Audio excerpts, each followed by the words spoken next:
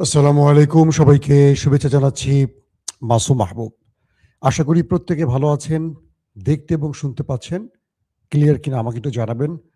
Baghdad থেকে আমাদের প্রিয় ভাই ইউসুফ খান, আবারও আপনাকে পেয়েছি ভাই। নাসরিন জাহান, ঢাকা মিরপুর থেকে। মহিউদ্দিন ভাই, নারায়ণগঞ্জ থেকে। এত কিছু লেখার দরকার আছে ভাই। আমি কামরুল ইসলাম ভাই, কেমন আছেন আপনি? ইলিশের বাড়ি চাঁদপুর। ইলিশের বাড়ি ভোলা তো আছে নাকি?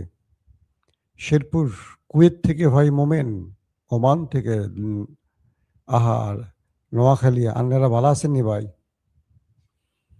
প্রিয় দর্শক, আমি প্রথম যে সংবাদটি দিয়ে শুরু করতে চাই সেটি হলো, একটি বিশেষ সূত্রের খবর পাওয়া গেছে যে ইরানি সেনাবাহিনী আজ রাতে পৃথিবীকে সবচেয়ে বড় চমক দেখাতে পারে।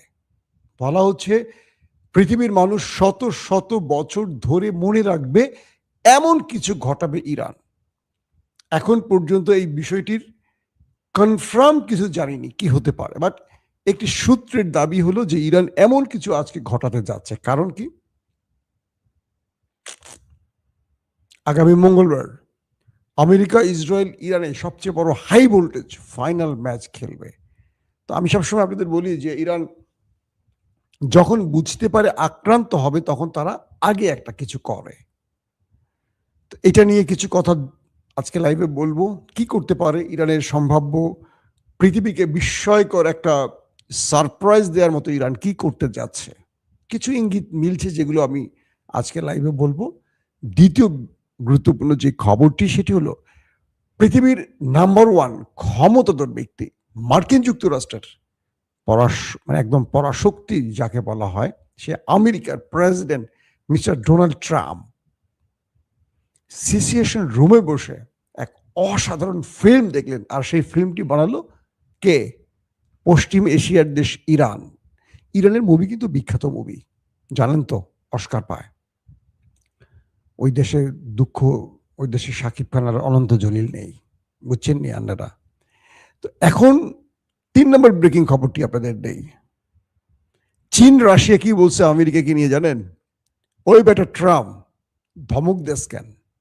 তুই ধমক দেওয়ার কে? যুদ্ধবিরতি চা, নত হয়ে চা, আওয়াজ দিবি না। কে বলছে? Vladimir Putin. আর চীন কি বলল? চলেন চলে যাই মূল খবরের মধ্যে। আপনারা যে খবরগুলো জন্য ওয়েট করছেন আমি দেখতে পাচ্ছি। আসসালামু আলাইকুম। অনেকে জহির ফরিদপুর থেকে ভাই কমেন্ট করছেন। কমেন্টে আপাতত না যাই, সংবাদে যায়। অনেকে বিরক্ত হয়, অনেকে খুশি হয়, দুটোই। আমার কিছু দর্শক আছেন, অনেকে অনেক রকম। ভাই, মানুষের একটা জিনিস কি, পজিটিভ থিং। একটা ব্যক্তি, তাকে খুশি করা অনেক বড় কাজ। আপনার হয়তো 10 সেকেন্ড সময় নষ্ট হচ্ছে, কিন্তু জীবনে এরকম অজস্র সময় আমরা নষ্ট করি। হাসপাতালে আমরা যখন রুগীর হয়ে থাকি বা রুগীর পাশে থাকি, দেখবেন অজস্র রাত। আমার অনেক প্রিয় মানুষরা আছেন যারা হয়তো এখন হাসপাতালে আছেন, হয়তো কঠিন ব্যাধি নিয়ে আছেন, অথবা সুস্থ হয়ে ফিরে যাবেন। তাদের সময়গুলোকে একবার চিন্তা করেন, তারা কিভাবে নির্ঘুম রাত কাটায়। আল্লাহ তাদের শেফা দান করুক, দোয়া করি। আবার এমনও লোক আছেন যারা রাতে জুয়া খেলে সময় নষ্ট করবেন। সময়টা খুব মূল্যবান। তো মাঝে মাঝে আমার ভাইদেরকে একটু খুশি করতে আমি তাদের নামগুলো উল্লেখ করি, তারা খুশি হন। এটাকে আপনারা নেগেটিভ অর্থে দেখবেন না কখনো। চলেন মূল প্রসঙ্গে চলে যায়। জি শরীফ ভাই, সিলেট থেকে দেখতে পাচ্ছি আপনাকে আমি। ফরিদপুর থেকে জহির। শোনেন, মূল জায়গাটা আজকে বলি। যখন ডোনাল্ড ট্রাম্প তার বাহিনীকে পাঠালেন ইরান অভিযানে, ট্রাম্প তার কমান্ডো বাহিনীকে, মেরিন সেনাদের পাঠালো ইরান অভিযানে। টার্গেট লক হলো ইস্পাহান নিউক্লিয়ার প্ল্যান্ট। কিন্তু তারা দেখালো পাইলট উদ্ধারের নাটক। আজকে দুটো লাইভে এই বিষয়ে ডিটেল বলছি, সেদিকে যাব না, কিন্তু পরবর্তী প্রেক্ষাপটে আসি। তো ডোনাল্ড ট্রাম্প যখন কাসেম সোলাইমানিকে ইরাকের বাগদাদে মিসাইল দিয়ে হিট করে হত্যা করেন, তখনও তিনি সিচুয়েশন রুমে বসে পুরো লাইভ দেখছিলেন। মনে আছে আপনাদের? তো ডোনাল্ড ট্রাম্প এই ব্যক্তি তো একটু কচিখা গ্রুপের লোক, বুঝছেন না? কচিখা গ্রুপ। তার বিরুদ্ধে কিন্তু অ্যারেস্টমেন্ট ফাইল তৈরি হয়েছে, জানেন? অল্প বয়সী মেয়েদেরকে ডট ডট ডট ডট টুট টুট টুট টুট আর কি, বুঝছেন নি? আনারা, এটা হলো সেন্সর টোন। এই মামলা কিন্তু তার ঘাড়ে আছে বলে তিনি এখন আদালতের দৌড়ঝাঁপ শুরু করে দিয়েছে। তো সেই ব্যক্তি ফিল্ম দেখতে পছন্দ করেন, মুভি। তো তিনি সিচুয়েশন রুমে প্রায় বসেন, কন্ট্রোল রুমে প্রায় বসেন। তো তিনি লাইভ দেখেন এবং সঙ্গে সঙ্গে টুইট করেন, আমি আমার বাহিনীকে ধন্যবাদ জানাই, আমার বাহিনী কাসেম সুলাইমানিকে হত্যা করেছে, আমার বাহিনী অমুক তমুক এটা করেছে, আমার বাহিনী কি বলে মাদুরোকে তুলে নিয়ে এসছে, নিকোলাস মাদুরোকে। এগুলো সে বলতে, সিনেমাটিক ভাবে বলতে পছন্দ করেন, তার বীরত্বের গল্প বলতে পছন্দ করেন। ট্রাম্প একটা কথা বলেছে, একটা সুন্দর কথা, যে আমি ব্যর্থ লোকদের আমার সঙ্গে দেখতে পছন্দ করি, যারা কামিয়াব হয়ে গেছে, যারা সাফল্য পেয়েছে তাদেরকে আমি হিংসা করি। কারণ যারা সাফল্য পেয়েছে তারা শুধু আমাকে তাদের সাফল্যের গল্প শোনায়, আর ব্যর্থ লোকরা আমার গল্প শোনে।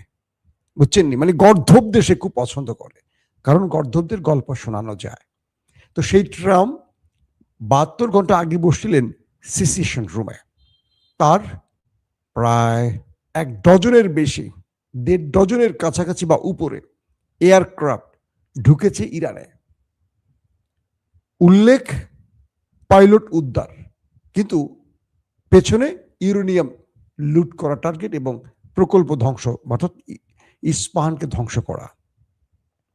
সিচুয়েশন রুমে বসে ট্রাম্প দেখলেন তার বাহিনী নেমে গেল একটা বিশেষ জায়গায়, যেখান থেকে তারা ইউরেনিয়ামের দিকে ছুটবেন।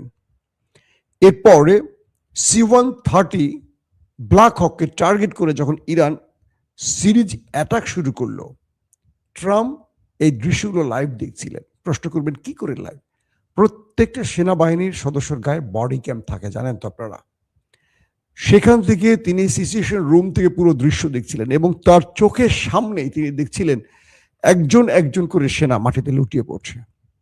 তার C-130 ব্ল্যাক হক, তার MQ-9 রিপার ড্রোন পুরো টুকরো হয়ে যাচ্ছে এবং পুরো ধোঁয়া উঠছে। তিনি দেখছেন তার আরো বেশ কয়েকটি যুদ্ধ বিমান, প্রায় 4টি মোট, সব মিলে 12টি এয়ারক্রাফট ধ্বংস হয়ে গেছে তার চোখের সামনে। তিনি সেই ডিপার্টমেন্টকে দেখলেন, তার এক কর্নেল আহত হয়ে মাটিতে পড়ে গেলেন। তখন তিনি বললেন, দ্রুত তোমরা ফিরে আসো, গেম ওভার।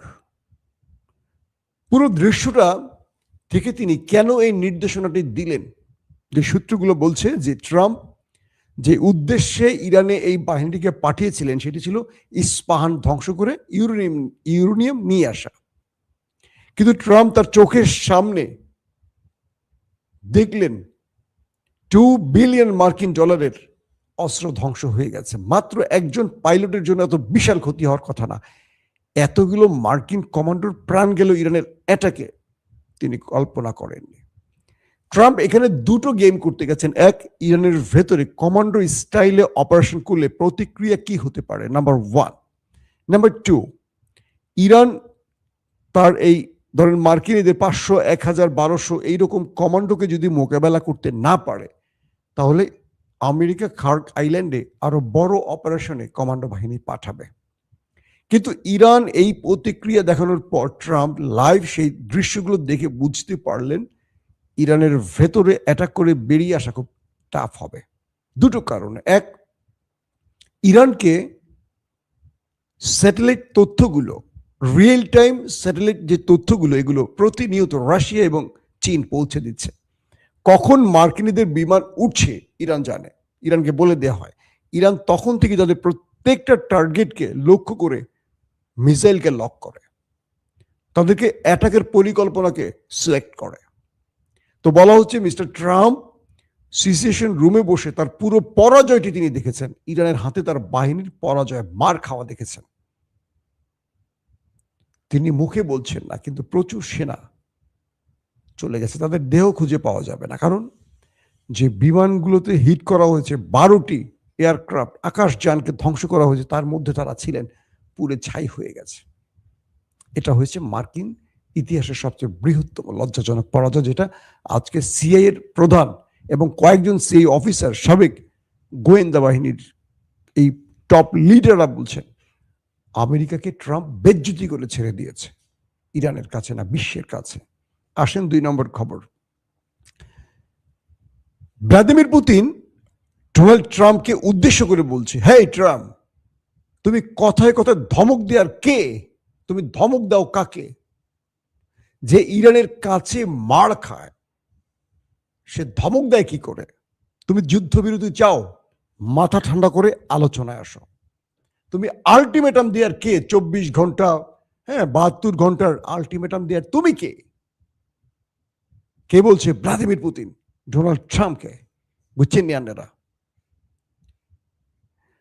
এখন এই পরিস্থিতির মধ্যে ভ্লাদিমির পুতিন এখন মাঠে ওপেন নামছেন। তিনি বলছেন যদি যুদ্ধবিরতি চাও তোমাকে আলোচনায় বসতে হবে। তুমি ধমক দিবা, আলটিমেটাম দিয়ে তুমি যদি আলোচনা করো, সেই আলোচনা হবে না। আজকে প্রথম না, দ্বিতীয় লাইভে বলেছি, পাকিস্তানকে আমেরিকা ব্যবহার করছে ইরানের সাথে যুদ্ধবিরতির জন্য। পাকিস্তান সেনাপ্রধান ফিল্ড মার্শাল আসিফ মনির তিনি এসেছিলেন, মানে তিনি ইরানের সাথে সমঝোতার আলোচনা করেছেন। তিনি বলছেন যে আগে তুমি হরমুজটা খুলে দাও, তারপর আমেরিকা তোমার সাথে আলোচনা করবে এবং আমেরিকা যুদ্ধবিরতি ঘটাবে, হামলা বন্ধ করবে। ইরান বলছে যে না না, পাকিস্তান এটা হবে না। তুমি ট্রাম্পকে গিয়ে বলো আমি যে শর্ত দিচ্ছি সেই শর্ত তোমাকে আগে মানতে হবে। কি? তুমি হামলা বন্ধ করবে, শুধু নয় আমার সকল হক ফিরিয়ে দিবে যেগুলো আমাকে তুমি বিগত 40 বছর ধরে বঞ্চিত করেছো। 90 দশকের পর থেকে আমাকে বঞ্চিত করা হয়েছে। আমি হরমুজে টোল আদায় করব। হরমুজ এখন ইরানের নিয়ন্ত্রণে থাকবে। তুমি গালফ কান্ট্রি থেকে চলে যাবে, তুমি আরবের কোন রাষ্ট্রে থাকতে পারবা না। তুমি আমার নাকের ডগায় বসে আমাকে সুশ্রী দিবার আমি চুপ থাকবো, এটা হতে পারে না। তুমি ইরানের ভেতরে যে ক্ষয়ক্ষতি করেছো সকল ক্ষয়ক্ষতি পূরণ করবা। পাশাপাশি তুমি আমাদের যে ইউরেনিয়াম নিয়ে, ব্যালিস্টিক প্রোগ্রাম নিয়ে গুতাগুতি করতেছে, এগুলো আর করতে পারবা না। এবং আমাকে গ্রান্টার রাষ্ট্রের মাধ্যমে জানাতে হবে তুমি আর হামলা করবা না, মন চাইলে এসে হামলা করবে, এটা পারবা না। আর ইরানের উপর থেকে যত রকম নিষেধাজ্ঞা আছে সব তুলে দিতে হবে, দেন যুদ্ধবিরতি। এছাড়া তুমি জাহান্নাম বানাও আর পাথরের যুগ বানাও, আমি মাঠে আছি। এই বক্তব্যের পর ট্রাম্পের মাথা গেছে খারাপ হয়ে, কারণ এই আলোচনা চলাকালীন সময়ে ট্রাম্প ইসরায়েলকে দিয়ে ইরানে ব্যাপক হিট করেছে। মনে করেছে ইসরায়েলের হিটের পর ইরান একটু ভয় পাবে। ইরান সঙ্গে সঙ্গে শুরু করছে আবার ওদের দেশে মারা, ধামার মারছে আজকে মনের মতো, সিরিজ আকারে মারছে। তো আজকে এই মাইরের পর, এই যে একটু আগে লাইভটাতে শুরুতে আপনাদের যে বলেছি যে ইরান বলেছে পৃথিবী আজকে নতুন কিছু দেখতে পাবে। হয়তো শত শত বছর ধরে মানুষ যেটার অপেক্ষা ছিল, ইরান তেমন সারপ্রাইজ দেখাতে যাচ্ছে বিশ্বকে। হতে পারে নিউক্লিয়ার টেস্ট। আমার ধারণা চূড়ান্ত নয়, অ্যাজাম্পশন করছে যে হতে পারে ইরান নিউক্লিয়ার টেস্ট করে বসতে পারে, অথবা ইরান এমন কিছু দেখাবে পৃথিবীকে যেটা শত শত বছর ধরে মানুষ অপেক্ষা ছিল। কি হতে পারে সেটা আমরা জানি না সেটাকে, কিন্তু ইরানের কিছু কিছু মাধ্যম এই বক্তব্যটি দিয়েছে।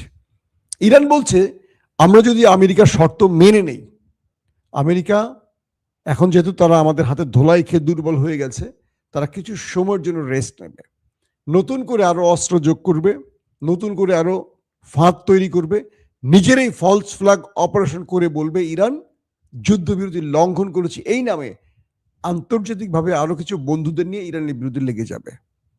আবার আমরা যদি শর্ত মেনে হরমুজ খুলে দেই, ওই দেশ দুটো তারা পৃথিবীকে বলবে আমরা পরাজিত হয়ে গেছি, তারা বিজয়ী হয়েছে, বাট তারা আমাদের পরবর্তী আর কোনো শর্ত মানবে না।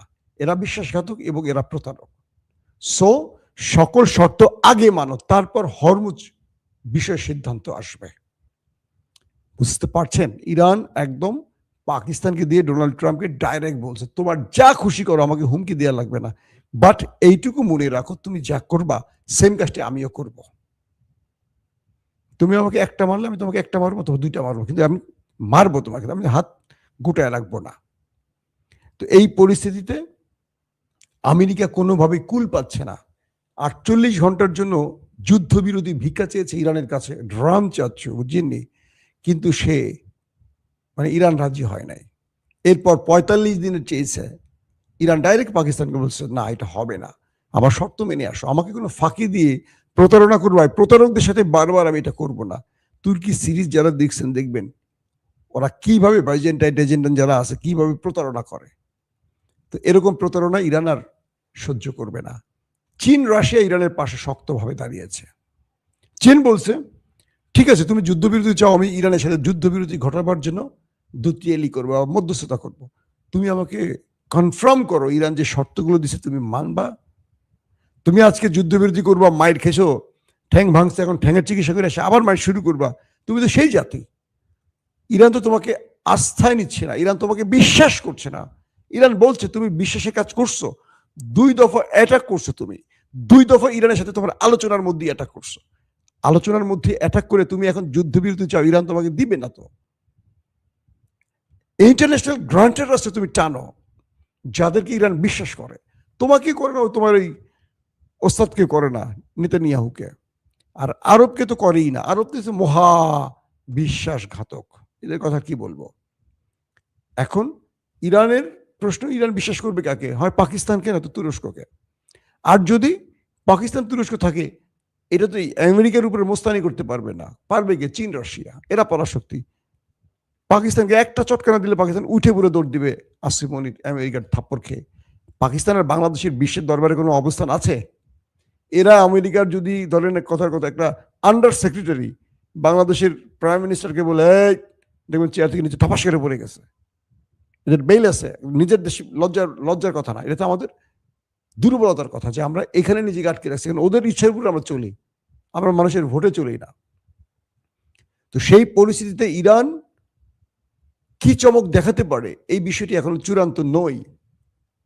এবং আগামীকালকে সবচেয়ে বড় ম্যাচ খেলবে আমেরিকা ইসরায়েল, এটা বলা যায়। ইরানও সর্বোচ্চ প্রস্তুত। আজ রাতে কি ঘটতে পারে দর্শক? অনেক কিছু ঘটতে পারে। কুর্দিরা, মানে কুর্দিদের ইরানের বিরুদ্ধে লাগাবার জন্য আমেরিকা অস্ত্র দিয়েছিল। কুর্দিরা সেই অস্ত্র নিয়ে কেটে পড়েছে। কুর্দিরা এখন ইরানের বিরুদ্ধে লড়াই করতে চায় না। আমেরিকার অস্ত্র পেয়ে বগলের নিচে নিয়ে দৌড়, উঠে পড়ে দৌড় মারছে। সে আলার অস্ত্র তো পাইছি।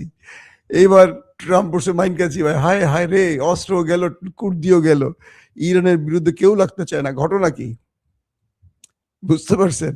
এখন সবাই ইউরোপ, ফ্রান্স ফোন দেয় গোপনে গোপনে, হ্যাঁ ইরান তেল লাগবে, তোমার পক্ষে কিন্তু আমি কথা বলছি, দেখো আমার ভূমি ব্যবহার করতে দিই নাই, আকাশ ব্যবহার করতে দিই নাই। জার্মান ফোন দিচ্ছে, হ্যাঁ ইরান কি অবস্থা, একটু তেল টেল লাগে যে, আমার হারিকেন চারাক নিভে যাচ্ছে।